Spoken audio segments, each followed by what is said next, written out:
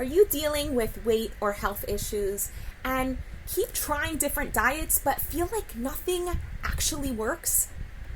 I'm Hannah Mason, and in this video, we're going to be exploring how fad diets need to be a thing of the past.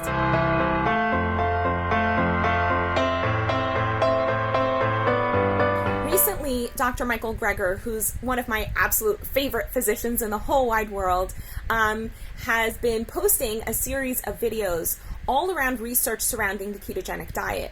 And I think he's doing that in response to so many people asking him questions. Can you please talk about keto? Can you please talk about keto? And what Dr. Greger does on his website, nutritionfacts.org, which I definitely recommend you check out if you want to get an education on health and lifestyle and food in particular and how that affects your health outcomes. So people have been asking, can you do on keto? And I could imagine him saying, like, why do I need to waste my time on that? The research is really clear on what a very high animal protein and high fat diet does to the body. We've had research about that for over 100 years. Why do I need to do more videos? But I think so many people keep asking him that he's like, okay, I should just do videos that literally use the word keto or ketogenic in them so that people can really learn and get an education on what's important.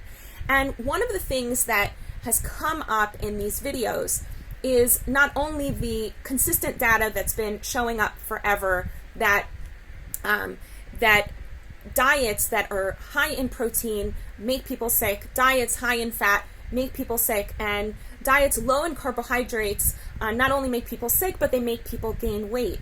And that's just been shown for 100 years. We're talking thousands of studies coming out in major medical journals out of the top research institutions such as Harvard and Cornell. This data is incredibly consistent.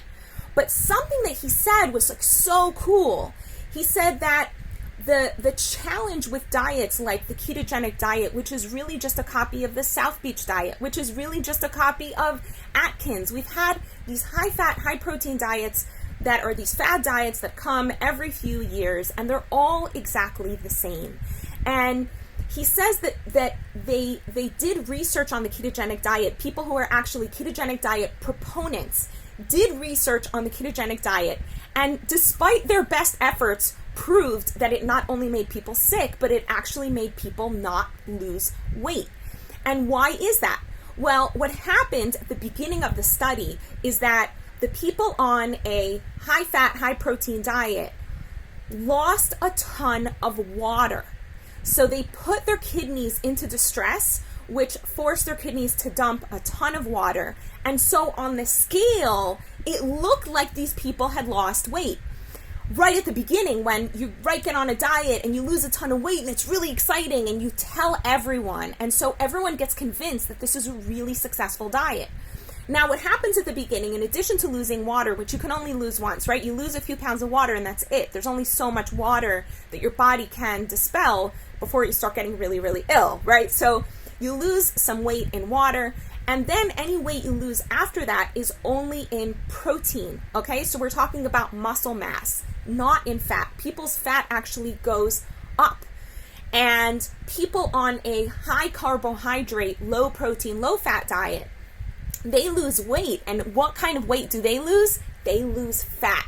And fat is not so good for you, as most of you know, right? If you're trying to lose weight, what you want to do is increase your muscle mass and decrease your fat. Simple stuff, everybody knows. What Dr. Greger said was so cool. He's like, the reason these fad diets are so addicting is because they give people that initial high of feeling like, wow, I lost a bunch of weight. But then what happens is people stop losing weight, or they start feeling bad, and then they feel like really guilty, and they think it's their fault that they don't know how to take care of themselves, and it's their fault because they're not disciplined enough to stick to the diet. So when people ask them, well, what happened? Why didn't you lose more weight? They say, it's my fault. They don't say it's the diet. Now, the really cool thing about just eating a healthy diet, low in protein, low in fat, where you can eat as many plants as you want, is that plants are incredibly filling. They're chock full of nutrients, they're chock full of water, and they're not particularly high in calories. And so you can just eat as many plants as you want, have a plant extravaganza, a plant field day.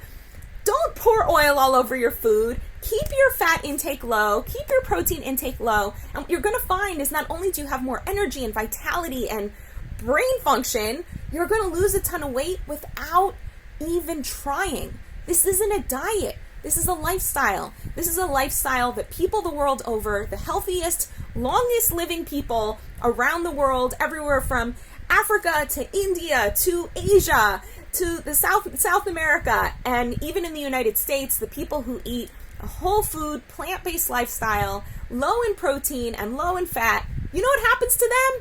They live into their hundreds. They live long. They don't get cancer and diabetes and heart disease. They feel good. They also don't get the degenerative brain diseases that make their brains go bunk, right?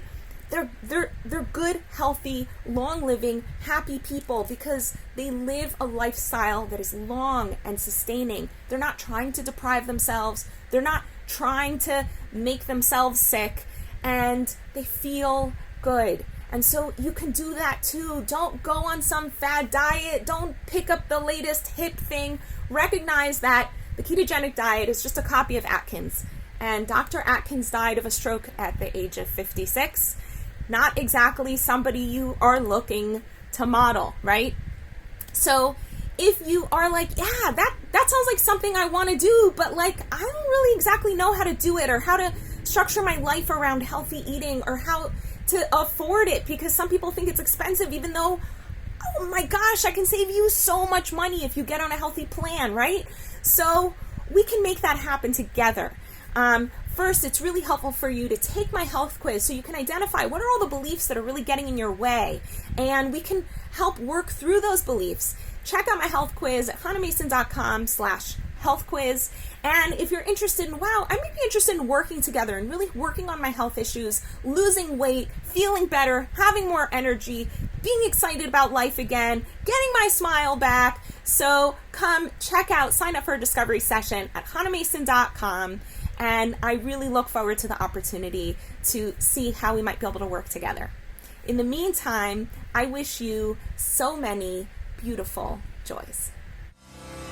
Want to find out what's blocking your vitality? Quickly take the quiz at hannahmason.com/health quiz.